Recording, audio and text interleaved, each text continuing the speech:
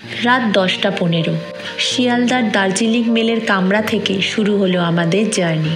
সকাল ঠিক 8:15 নাগাদ লাগেজ গুছিয়ে স্টেশনের বাইরে এসে দাঁড়ালে দেখা যায় দাঁড়িয়ে থাকা এই ট্রেনের ইঞ্জিনটি, যা প্রতিবারের মতো এবারও উত্তরবঙ্গে আসার জন্য স্বাগত জানিয়ে চলেছে পর্যটকদের। এরপর গাড়িতে উঠতেই শুরু হয় পাহাড়ি পথের যাত্রা। প্রথম থেকেই চোখে পড়ে পাহাড়ি পথের এক অনন্য সৌন্দর্য। এক পাশে ঘন সবুজ বন, অন্য পাশে বয়ে চলা তিস্তা নদী।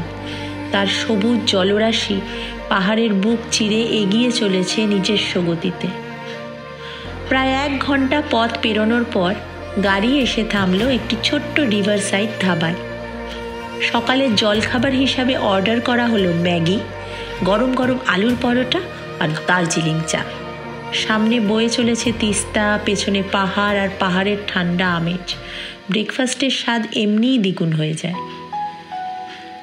এইটা করোনেশন ব্রিজ, স্থানীয়ভাবে যাকে চেনে সেবক রোডওয়ে ব্রিজ নামে। তিস্তা নদীর বুকে দাঁড়িয়ে থাকা এই সেতুটি দার্জিলিং ও কালিম্পং জেলাকে যুক্ত করেছে এক সূত্রে। মেঘে ঢাকা সকালের এই নিস্তব্ধতাকে সঙ্গী করে পর্যটকদের গাড়ি এগিয়ে চলে, আর গাড়ির জানলা দিয়ে হালকা ঠান্ডা বাতাসের সাথে ভেসে আসে পাইন আর পাহাড়ি রাস্তার মিশ্রিত সুবাস।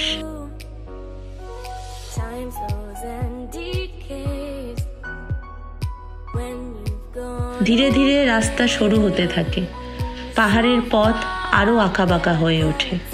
গাড়ির জানলা দিয়ে তাকালেই নিচে দেখা যায় তিস্তা নদীর মোহময়ী রূপ, কখনো শান্ত, কখনো বেগবান।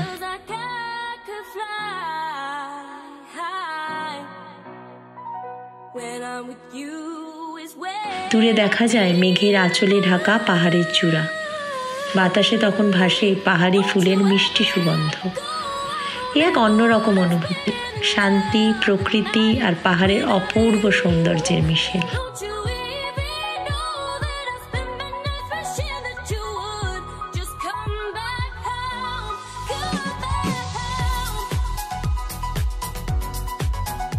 এইভাবেই চলতে চলতে পৌঁছে গেলাম আমাদের গন্তব্য সান্তু।